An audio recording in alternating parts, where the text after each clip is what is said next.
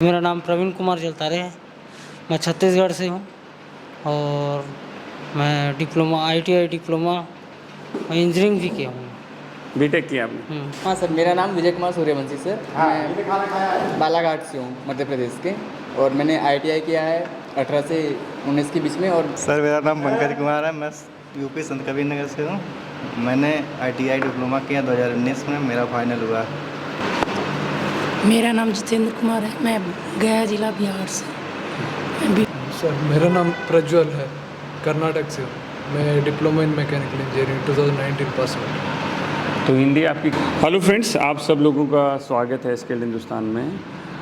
आज हम लोग फाइनली आप सब लोगों ने ज्वाइन कर लिया है।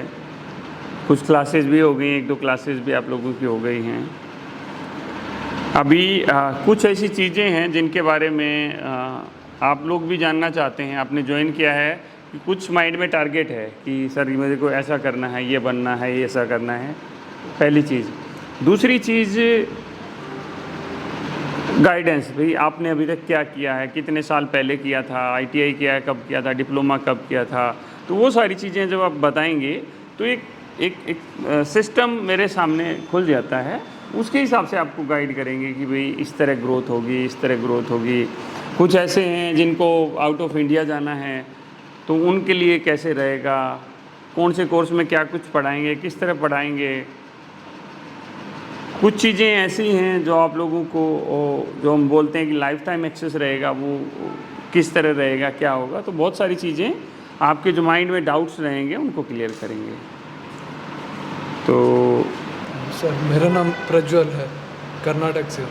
मैं diploma in mechanical engineering 2019 pass out. तो हिंदी आपकी काफ़ी अच्छी है। हाँ, थोड़ा बहुत है। नहीं, थोड़ा बहुत नहीं, मैं कहूँगा काफ़ी सही है। अदरवाइज़ हमारे पास एक स्टूडेंट आया था कर्नाटक से, तो बहुत मतलब ऐसा, मतलब बहुत अच्छा हिंदी, बहुत मतलब सामने वाले को फोकस करना पड़ता था उसकी हिंदी को समझने के लिए। थोड़ा फास्ट लर्नर हूँ ना सर, इसलिए हो जाता। That's good. तो आपने क्वालिफिकेशन में क्या किया बताया? डिप्लोमा इन मैकेनिकल इंजीनियरिंग कब के पास आउट हो? 2019 का।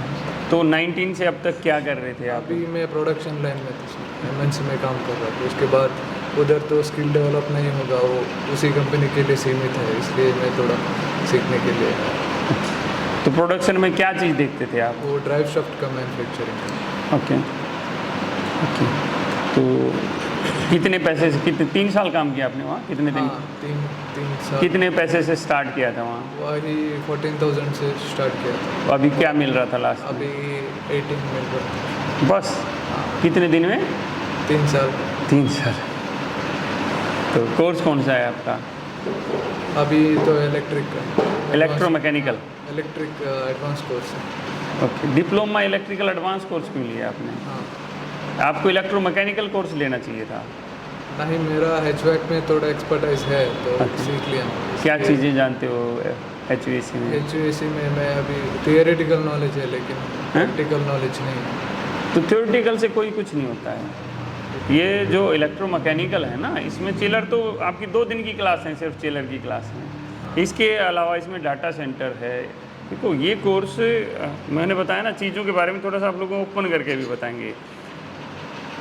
इलेक्ट्रिकल एडवांस कोर्स में जो भी ज्वाइन करेगा वो सिर्फ एक टेक्नीशियन लग सकता है, MST लग सकता है सिर्फ रेजिडेंशियल साइड पर, क्योंकि इस पर खाली इलेक्ट्रिकल नहीं सिखाते, इसमें DG भी सिखाते हैं, ट्रांसफार्मर भी सिखाते हैं, LT HT भी सिखाते हैं, स्टार्टर भी सिखाते हैं। तो ये भी मल्टी स्किल हो गए, बट ये मल्टी स्किल खाली रेजिडेंशियल साइड पर कम आएंगे।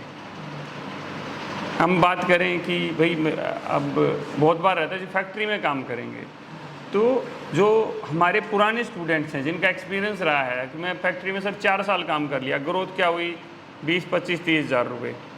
एक डिप्लोमा और बीटेक वाले के बारे में बता रहा हूँ। भाई ठीक है, बंदा सेटिस्फाई है, चलो सेटिस्फाई तो ठीक है भाई, बट वो growth that is not sufficient. मेरे हिसाब से तो नहीं सफिशिएंट है वो। तो हमें थोड़ा सा बड़ा देखना पड़ेगा। जैसे आपके माइंड में मेरे को HVAC आता है, तो HVAC में भाई आपको चिलर के सामने खड़ा करेगा, तो ये चिलर है, इसमें क्या प्रॉब्लम आएगी बताओ, कैसे से काम करेगा, क्या रहेगा, कैसे कुछ होगा, इसमें क्या ट्रबल होगा। तो वो सारी चीज़ें बात की जाती हैं। और इसमें खाली HVAC एक्स्ट्रा नहीं है, उसके अलावा भी कई टॉपिक हैं जो एक्स्ट्रा है। अगर आपका फाइनेंशियल इश्यू है तो इसमें हम लोगों ने जैसे एक फाइनेंस सुविधा चालू की है कि भाई आप अपने डॉक्यूमेंट सबमिट करते हो और आपको हम फाइनेंस कर देते हैं। तो अगर आपको जैसे स्किल्ड हिंदुस्तान ज्वाइन ही किया तो मेरा तो रिकमेंडेशन क्या होगा, कम से कम डिप्लोमा वाले को, कि उसको मिनिमम टू मिनिमम उसको इलेक्ट्रोमैकेनिकल तो लेना ही लेना है, डिप्लोमा और बीटेक को। और अगर उसको और बेटर कुछ करना है तो वो आगे का कोर्स भी ले सकता है, MEP कोर्स है जो उससे अपग्रेडेड कोर्स है। ठीक है, जैसे हम भी आपने भी डिप्लोमा किया, ITI क्यों नहीं किया? डिप्लोमा मतलब 3 साल वाला किया है ना आपने? हाँ। ITI उसी तरह है हमारा कोर्स, इलेक्ट्रिकल एडवांस कोर्स समझो ITI, इलेक्ट्रोमैकेनिकल समझो डिप्लोमा, MEP समझो बीटेक। ये कोर्स आप उसी तरह समझिए कि इस कोर्स को करके ना आप टेक्नीशियन से ऊपर जा ही नहीं पाएंगे। और जा पाएंगे तो जितने आपका दोस्त जिसने दूसरे ने किया होगा ना, अगर वो 3 महीने में सुपरवाइज़र बन जाएगा ना, तो आपको 1 साल से भी ज़्यादा लगेगा सुपरवाइज़र की पोजीशन तक पहुंचने के लिए। उसकी पहली पोजीशन जिसने इलेक्ट्रोमैकेनिकल किया उसकी MST होगी ही होगी, सुपरवाइज़र भी हो सकती है उसने पहले काम किया है। तो काम मतलब टेक्निकल फील्ड के अंदर, ऐसा नहीं है कि सर मैंने प्रोडक्शन में किया था, कोर टेक्निकल में उसका काम होना चाहिए। तो इस तरह करके चीज़ें। तो अगर आपको लगता है मेरा फाइनेंशियल इशू नहीं है तो मेरा रिकमेंडेशन वही होगा कि आप इसको इलेक्ट्रोमैकेनिकल में जाइए। अपने आप को ये कॉन्फिडेंस मत कीजिए कि मेरे को थ्योरी आती है, थ्योरी को कोई नहीं पूछता है। प्रैक्टिकल जब तक आपको नहीं पता है ना, थ्योरी तो हम पढ़ते ही हैं दोस्त, बट आपको यूँ अपने आप पर सेटिस्फेक्शन है तो कोई ज़रूरत नहीं है, ठीक है, अपने आप को सेटिस्फाई करना ज़रूरी होता है। बट अपने आप का सेटिस्फेक्शन आदमी को दुख कब देता है, जब हमें ये लगता है कि यार काश मैं उसकी बात मान लेता तो आज मैं यहाँ होता। हम जो भी चीज़ें करते हैं हम अपनी, चाहे हमें कोई बताता है या हम अपने एक्सपीरियंस बेस पर करते हैं। तो आपको ये जो कोर्सेज बनाए गए हैं ये एक्सपीरियंस बेस के हिसाब से बनाए गए हैं। तो अभी यहाँ पर ज्वाइन करके कैसा लग रहा है आपको? ठीक है सर, सब कुछ ठीक है। 2 दिन ही हुआ है, 2 दिन हुआ है। आज दूसरा दिन है। तो जो स्टार्टर वगैरह आपने बनाए तो उसमें क्या समझ में आया, क्या नहीं आया? अभी थोड़ा बेसिक समझ में आ रहा है, NONC। ओके, आपने कौन से स्टार्टर खुद बना के देख लिए?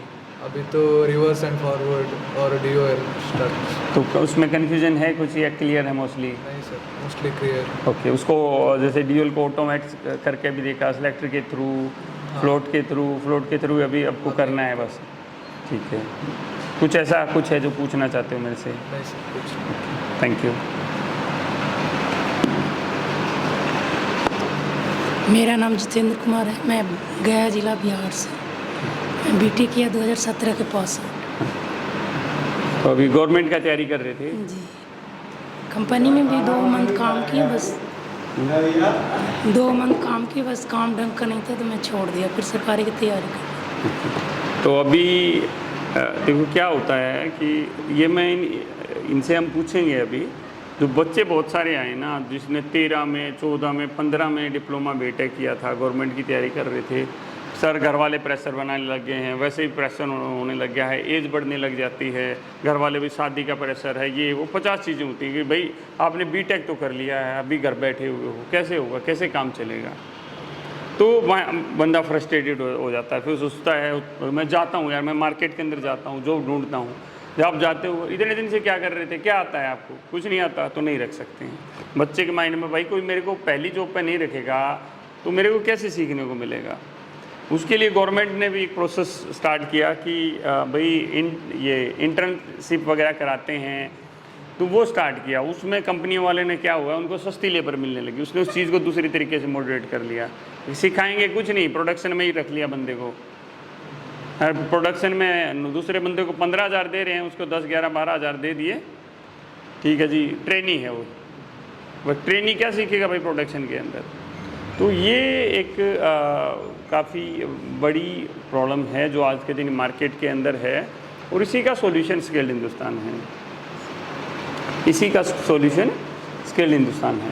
तो हमें क्या करना है, हमें थोड़ा सा अपनी चीज़ों को बेटर करना है। बेटर कैसे होंगी उसके लिए हम आपको बताएंगे। सबसे पहला हमें कुछ डिसीजन लेने पड़ेंगे। सबसे पहला डिसीजन आपने लिया, आपने ज्वाइन किया स्किल्ड हिंदुस्तान। नहीं तो आपके भी माइंड में बहुत दिन से रहा होगा ज्वाइन करें, जब फाइनली यूँ हो गया। स्किल्ड हिंदुस्तान बच्चा कब ज्वाइन करता है या कोई भी सेंटर जब ज्वाइन करता है तो उसको लगता है यार सब रास्ते बंद हैं। प्राइमरी ना बंदा 6 महीने 8 महीने देखता है यार फ्री में मिल जाए कुछ मेरे को, बट यूँ समझो कि जो बच्चा 6 महीने 8 महीने ढूंढ रहा है उसको ये नहीं पता कि 8 महीने में वो एक तो उसने 8 महीने गवा दिए हैं और 8 महीनों में वो जो अर्न करता भाई सैलरी भी तो मिलती उसको, 1 महीना ट्रेनिंग करने के बाद वो भी उसने गवा दी। इतना सब गंवाने फिर सोचता चलो यार अब तो कोई कहीं नहीं हो रहा, चलो अब ज्वाइन कर लेता हूँ। तो जो आपके फ्रेंड सर्कल में हैं या कुछ हैं आप उनको रिकमेंड कर सकते हो कि भाई अगर आपको लाइफ में एक टेक्निकल फील्ड में ही काम करना है तो आप स्किल्ड हिंदुस्तान ज्वाइन करो। यहाँ पर हम कम से कम प्राइस में ज़्यादा से ज़्यादा आउटपुट देने की कोशिश करते हैं। मेरे को अभी तक कोई ऐसा इंस्टीट्यूट के बारे में नहीं पता है हमारे जैसे इंस्टीट्यूट के बारे में जो टेक्निकल ट्रेनिंग देता हो इस तरह करके, जो ये कहे कि आपको लाइफ टाइम की का एक्सेस दिया जाता है इस कोर्स के अंदर। ठीक है, कोई 1% चलो इस तरह का मिल जाए जी आपको, बट कोई भी एक सेंटर ऐसा नहीं मिलता जो ये कहे अगर आपकी 100 बार भी जॉब छूट गई भाई हम लगवाएंगे, ये तुम्हारी टेंशन नहीं है वो हमारी टेंशन है। एक भी सेंटर आप लोगों को नहीं मिलेगा ऐसा, बट हमारा मोटो डिफरेंट है। आप लोगों को एक बेटर फ्यूचर देना है, बेटर एक गाइडेंस देना है। उसी गाइडेंस के बेसिस पर बहुत सारे बच्चों की लाइफ चेंज हो चुकी है और डेफिनेटली आप सबकी भी होगी। आप लोग जिस चीज़ को यहाँ पर मतलब जो माइंड में लेके आए हैं वो चीज़ें बहुत जल्दी पूरी हो जाएंगी। कुछ और चीज़ें थोड़ा सा आप मेरे से कुछ पूछना चाहते हो, माइंड में हो कि सर क्या होगा कैसे होगा, कुछ नहीं है। तो टारगेट हैं अपने कुछ आपने 17 बताया 19 बताया 17 और 5 22 और 2 7 साल हो गए। आपको अपने 7 साल मैनेज करने हैं और वो बहुत फास्ट तरीके से करने हैं। तो आपका एक टारगेट ही मैं आपको दूंगा कि आपका एक टारगेट होना चाहिए कि 9 महीने के अंदर अंदर मुझे एक इंजीनियर पोजीशन तक पहुंचना है और वो बहुत आसान है। अगर आप मेहनत करोगे बहुत आराम से पहुंच सकते हो। और 2 से 2.5 साल के अंदर अंदर आपका टारगेट होना चाहिए कि सर मेरे को एक मैनेजर पोजीशन तक पहुंचना है। 2.5 साल के अंदर अंदर आपका टारगेट होना चाहिए 50,000 रुपये तक पहुंचना है और आप आराम से पहुंच सकते हो और हम उसमें आपकी पूरी मदद भी करेंगे। ठीक है, बट एफ़र्ट दोनों साइड से होंगे। एफ़र्ट एक साइड से होगा तो कुछ रिजल्ट नहीं आएगा। अभी भी क्लासेस में भी अगर आप सीखना चाहते हैं जब भी इधर हैं, आपका इंटरेस्ट होगा, आप रूम पर जाके सोचेंगे ना यार ठीक है यार अब तो मैं अपना फेसबुक इंस्टा या कुछ देख लेता हूँ, ऐसे ही अपना घंटे ऐसे ही वेस्ट करेंगे ना तो कुछ नहीं होना है, समय ऐसे ही चला जाएगा। तो आपका यहाँ पर आए हुए एक मिनट बहुत कीमती है, एक मिनट को यूटिलाइज करना है। ये कोर्स करने के बाद मज़े लेने हैं, इन्जॉयमेंट है, फुल इन्जॉयमेंट है। यहाँ भी इन्जॉयमेंट है, कुछ नहीं करना, कुछ टेंशन में लेकर नहीं रहना है और आपको 100% जो मतलब 100% मिलेगी। हमारी ये वीडियो रिकॉर्ड हो रही है, आप इसको संभाल के रखना। ठीक है, अभी तक कोई बच्चा अपना ऐसा नहीं हुआ जिसको हम प्लेसमेंट नहीं करा पाए हों। तो आपको जो स्टार्टिंग में प्लेसमेंट मिलेगा दिल्ली NCR में आपको प्लेसमेंट मिलेगा। कोर्स कौन सा है आपका? इलेक्ट्रोमैकेनिकल है। और इसमें जो स्टार्टिंग में होगा आपके MST तक की पोजीशन मिलेगी। जो इंटरव्यू स्टार्ट होते हैं हमारे 23 दिन में, आपने 1 तारीख को स्टार्ट किया है तो 23 तारीख के करीब आपके इंटरव्यू स्टार्ट हो जाएंगे और 30 तारीख तक आप लोगों की जॉब प्लेसमेंट हो चुकी है। किसी का 23 को हो जाएगा, किसी को 24 को हो जाएगा, किसी का 25 का हो जाएगा। मतलब हमारा कोर्स ख़त्म हो जाता है 23 तक। इलेक्ट्रोमैकेनिकल के बारे में बात कर रहा हूँ। फिर आप लोगों के जो फर्दर चीज़ें हैं वो चलती हैं। तो चिल करो, टेंशन नहीं लेनी है बिल्कुल भी। आप यहाँ पर एक फेथ के साथ आए हो, उस फेथ को और बढ़ा के नहीं अब तो मुझे कुछ करना है, मेरे 7 साल बर्बाद हो गए हैं, मुझे कुछ करना है। Thank you and best of luck.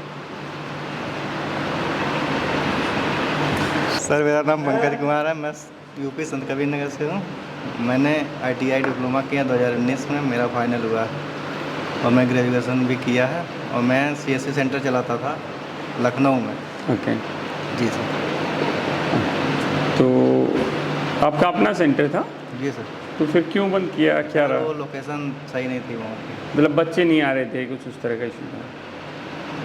नहीं, देखो ये सबसे बड़ा इशू है कि हम जिस चीज़ के लिए सेंटर कर रहे हैं वहाँ पर ज़्यादा से ज़्यादा, हमारा भी जैसे हमारी रिक्वायरमेंट है कि ज़्यादा से ज़्यादा बच्चे आएँ। बच्चे कैसे आएंगे? अगर मैं आपको एक बेस्ट दूंगा, जब भी आप हमारे लिए भी बेस्ट की कोशिश करेंगे। तो हमारा मोटो वही रहता है कि आप लोगों को बेस्ट दें, बेस्ट टू बेस्ट दें, ताकि एक अच्छा अचीवमेंट मिल सके। तो इस बीच में टेक्निकली में कुछ किया आपने? Technical sir? टेक्निकल कुछ जॉब, मतलब टेक्निकल से रिलेटेड कुछ लर्निंग में कुछ नहीं किया कर पाए? तो कोई कंसर्न नहीं है। आपका कौन सा कोर्स है? इलेक्ट्रोमैकेनिकल है, तो वही आपका रहेगा। आपको भी थोड़े से अपने टारगेट, आपने डिप्लोमा किया है ना? ITI खाली? ITI है। सबसे पहली चीज़, आपको जब जॉब मिलेगी तो आपको अपना डिप्लोमा का प्रिपरेशन करना है। अगर आप ज़्यादा पैसे कमाना चाहते हैं, अगर आप 25 से 30 हज़ार में सेटिस्फाई हैं तो ITI आपके लिए ठीक है। कोई आगे बढ़ने की, मतलब और ज़्यादा आगे करने की जरूरत नहीं है। बट आपकी भी ये इच्छा है, सर मैं भी मैनेजर की सीट पर बैठूं, मेरे पास भी एक रिवॉल्विंग चेयर हो और मेरा केबिन हो जहाँ पर AC लगा हो, तो आपको कम से कम डिप्लोमा करना पड़ेगा। ठीक है? एक माइंड में आता है सर क्या होगा, कैसे होगा। अगर हम जैसे आपने एक जॉब की तरफ पहला कदम होगा ना, तो वहाँ भी साथ के साथ में रखिए। प्राइवेट से डिप्लोमा हो जाता है, कोई फ़र्क नहीं पड़ेगा, आपको बेनिफिट ही बेनिफिट देगा। जी सर। कोई ऐसी चीज़ मेरे से पूछना चाहते हो कुछ माइंड में? कि तो स्किल्ड हिंदुस्तान को कितने दिन से फॉलो कर रहे थे आप? सर अभी मैं 2-3-4 महीने से। हैं? 4 महीने से फॉलो कर रहे हैं। ऐसा कौन है 1 साल से फॉलो कर रहा था? है आप में से कोई? ओके। तो देखो दोस्त, आपने ठीक है टाइम से ही डिसीजन ले लिया है और जल्दी ही आपको अच्छे रिजल्ट मिलेंगे इसके। जी सर। Thank you. हाँ सर, मेरा नाम विजय कुमार सूर्यवंशी सर। मैं बालाघाट से हूँ, मध्य प्रदेश के। और मैंने ITI किया है 18 से 19 के बीच में, और उसके बाद डिप्लोमा किया है। उसके बाद मैंने मोबाइल में 1 साल का अप्रेंटिस किया ITI बेस पे सर।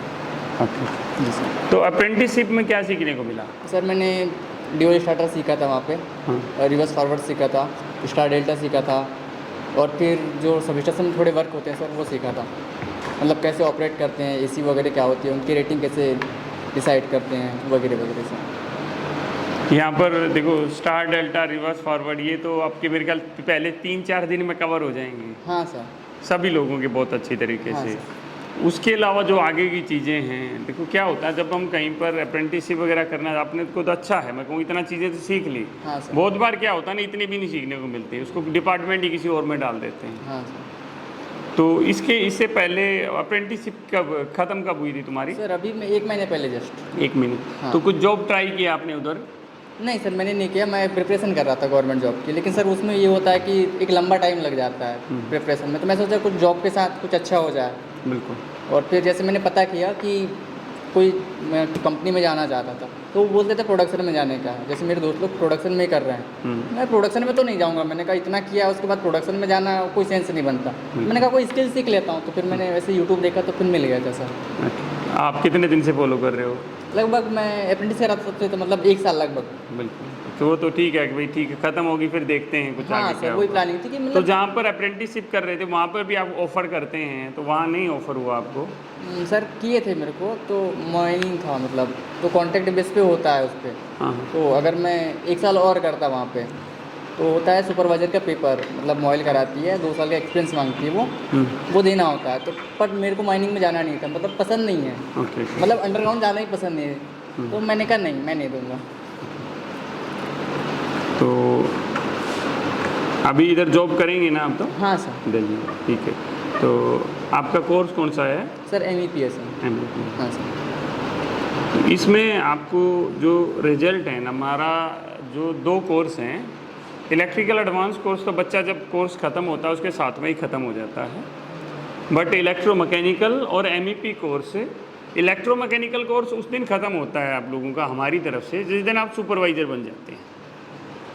प्राइमरी ख़त्म हो जाएगा अभी आप लोगों का, MEP भी ख़त्म हो जाएगा, बट वो ऑफिशियली ख़त्म नहीं होगा। इस कोर्स में हम क्या चाहते हैं कि हम बच्चे को सुपरवाइज़र बनाएं ही बनाएं। हमारा भी मोटो है कि हमारे सुपरवाइज़र, हम भाई हर जगह हमारे स्किल्ड हिंदुस्तान के सुपरवाइज़र बैठे हों। जी सर। उसी तरह MEP कोर्स के अंदर जैसे आपका ITI बताया ना, हाँ सर। ITI बेसिस पे आप सुपरवाइज़र तक तो आराम से जा सकते हो, आपको भी वही करना पड़ेगा जो इनको मैंने रिकमेंड किया अच्छा, डिप्लोमा भी है मेरा। है। डिप्लोमा? हाँ सर। ओके, किस ट्रेड से है? इलेक्ट्रिकल से ही है मेरा। तो कोई इश्यू नहीं है, फिर आप आराम से आप इंजीनियर तक बन सकते हो इस कोर्स के अंदर। हाँ सर। और जो मैक्सिमम टाइम होता है वो लगता है 1 साल। डिप्लोमा कब का पास आउट है आपका? मेरा 23 में। 23 में?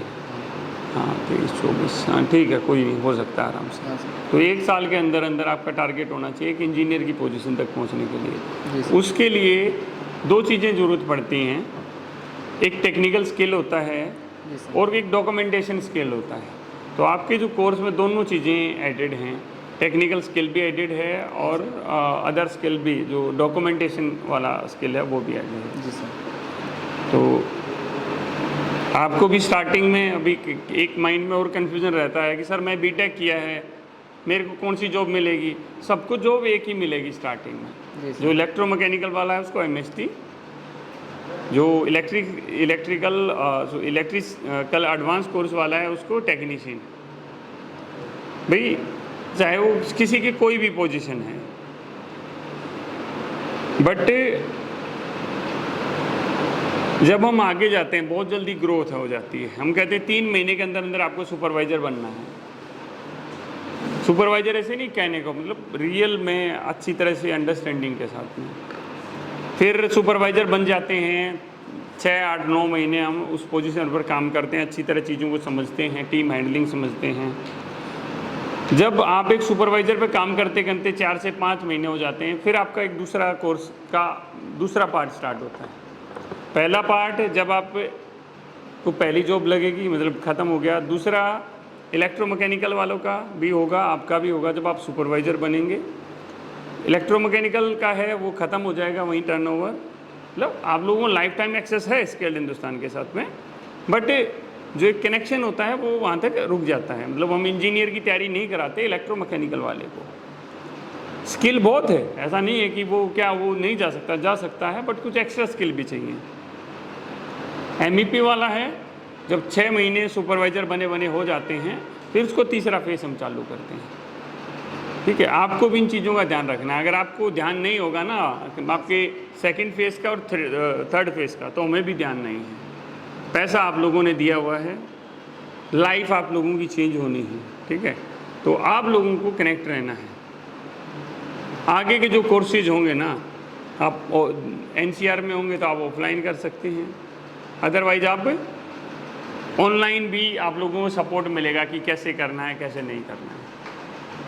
ठीक है, अगर आसपास में होंगे तो और बेटर रहेगा। हम बोलेंगे भाई जिस दिन छुट्टी है 1 महीना आप कहीं नहीं जाना, 1 महीना जब जॉब लगी जॉब पे रहना है, उसके बाद में आपको सेंटर पे आना है, चीज़ों के बारे में समझना है और समझाना है।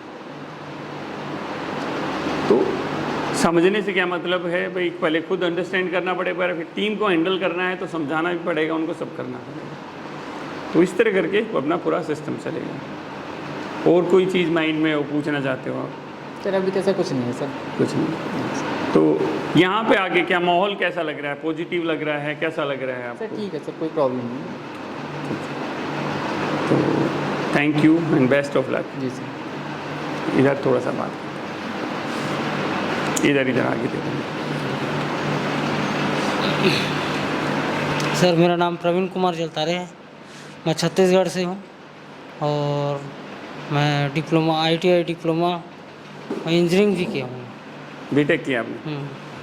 पहले ITI किया, ITI करने के बाद हमारे घर के पास कंपनी है ACB इंडिया लिमिटेड, वहाँ मैं काम किया 12 साल। 12 साल? 12 साल काम करने 3 साल काम करने के बाद मैं डिप्लोमा के लिए वहाँ गया था उड़ीसा। उड़ीसा में मैं डिप्लोमा किया, डिप्लोमा करके आया, फिर ज्वाइनिंग किया। मतलब ड्यूटी कंटिन्यू चल ही रहा था। उसके बाद कोरोना आ गया, उसके बाद बीटेक किया। बीटेक करने के बाद कोरोना आया। कोरोना में अप्रेंटिसशिप का निकला था ACCL का, अप्रेंटिसशिप किया। वहाँ से अब अप्रेंटिसशिप किया तो इधर ड्यूटी से ऑफ कर दिए, ड्यूटी से निकाल दिए, लेटर आ गया।